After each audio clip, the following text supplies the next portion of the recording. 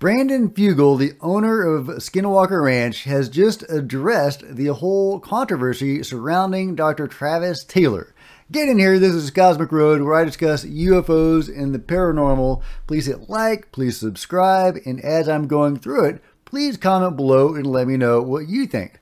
Okay, for those that don't know, there has been a big controversy lately surrounding Dr. Travis Taylor, who is the lead, the main character, if you will, of The Secret of Skinwalker Ranch. He is our eyes and ears, and he is the lead investigator on that show. Overall, Eric Bard is the lead investigator, and he is there, I think, year-round, and he has been there for years. In any case, he is the guy that is really the main investigator and the main scientist. But Dr. Travis Taylor is somebody they brought in for the show, and he is a scientist as well with great credentials. And he has done shows like this before, like the Tesla show, and he's been on Ancient Aliens.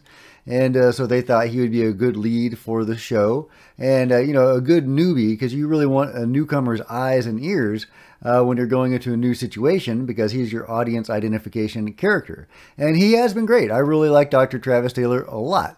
But there has been this big controversy now that it has come to light that he was, in fact, the chief scientist for the U.A.P. task force, which means since season 1 of the show, he has been working for the government. So some people think that maybe he has been misdirecting the scientific effort at Skinwalker Ranch to, conceal or obfuscate, the typical sorts of things that the government has been doing regarding the phenomenon forever. So is he a plant, or has he been acting as a spy within the group? So, all very valid questions that are important to address and to answer if we're going to have any faith in the investigation, at least in terms of what we see on TV going forward. Can we trust, the science and the effort that's being done on The Secret of Skinwalker Ranch if Travis Taylor has been working for the government and keeping it secret until now? Recently, the gang at Unidentified Celebrity Review interviewed Brandon Fugal, and they asked him some really tough questions, including the controversy around Travis Taylor. And I highly encourage you to go watch the whole interview. It's great. It's pretty long, but it's really worth watching. So I'm just going to play a snippet of Brandon Fugal's answer to the whole Travis Taylor situation, starting now. But since you're speaking about Travis Taylor, there was a question from one of our members, and he asks, how did Brandon feel about having someone secretly working for the government on the inside of his team, relaying info to them? It goes to the discussion of the Black Hawk.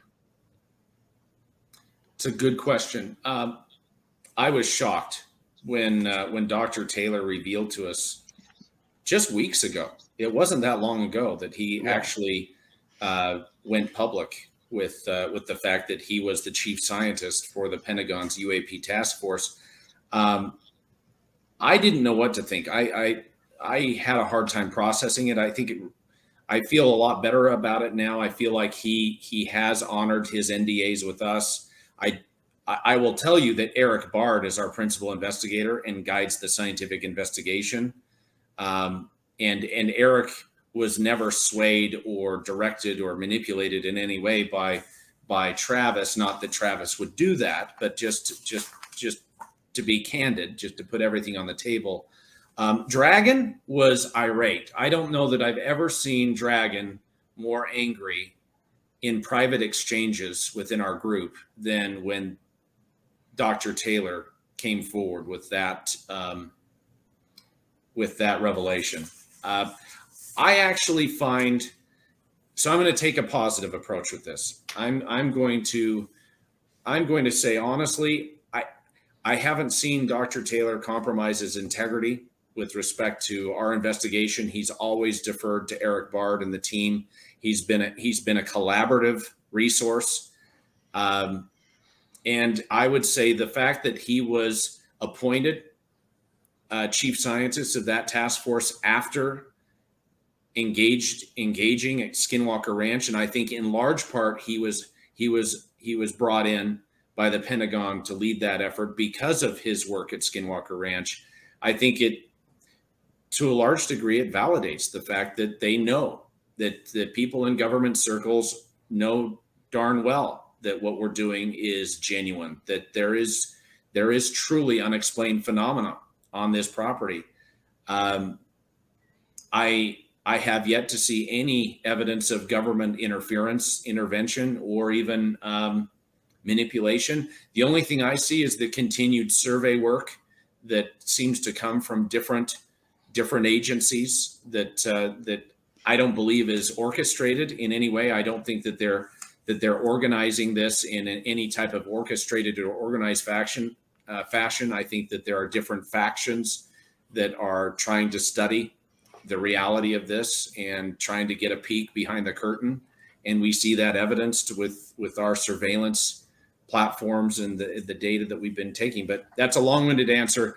I actually see it as a positive, and I see Travis Taylor's credibility within the Pentagon and within the scientific community being an asset, not a liability. He has yet to do anything to compromise his relationship with me. He had a little bit more to say about it, but that's basically the meat of it. And I agree with his assessment. Of course, he does need to put a positive spin on it, assuming Dr. Travis Taylor is going to be the lead in season 4, as he was in the first 3 seasons. But he has a very good point that if the government got Travis to be their lead scientist for the U.A.P. task force, it means they're taking the Skinwalker Ranch very seriously. If they thought, he's just some ancient alien's kook or whatever, they probably wouldn't have engaged him to be the principal investigator, the chief scientist for the U.A.P. task force. One would hope. However, you can definitely see from Brandon's facial expressions that he wasn't real pleased with it. And, I imagine the uproar was huge among the cast and crew when they found out what had happened and that Travis had been keeping this secret from them for so long. Of course, I'm sure he needed to keep it secret and he was obligated to do that, but it's still a huge issue. I would also like to point out that recently in the interview with Mystery Wire with George Knapp, when all this information came out, we learned from George Knapp and Travis Taylor that he actually disagreed with and was actually going against the heads of what was then called AIM-SONG, which is now called RO or ARROW, the successor program to the U.A.P. task force, which is newly rebranded as RO. And when they were delivering this before Congress, they presented one of the U.F.O. videos, the famous one of the green pyramid, or it appears green on the night vision camera. They said that was a drone. And, they went out of their way to debunk it as an actual, alien ship or what have you. And that was really the general thrust of the whole congressional hearing, was trying to debunk the issue and to pretend that there could be mundane causes for this sort of thing. And they showed the least compelling videos they could come up with. And this one compelling video they showed, they debunked and said it was a drone. Who knows? Could be Russia or China, right? Well, Travis Taylor revealed in that interview with Mystery Wire that, as the chief scientist studying these events that those two guys testifying before Congress were talking about, he did not come to the conclusion that those were drones. And he would have been making the recommendation to them about how to categorize those incidents in those objects. And he did not categorize those as drones. I forget exactly what he said. George Knapp recapped that, I think, in a paragraph. I don't think we actually got the dialogue from Travis to see exactly what he said on that. I would love to know what he did say.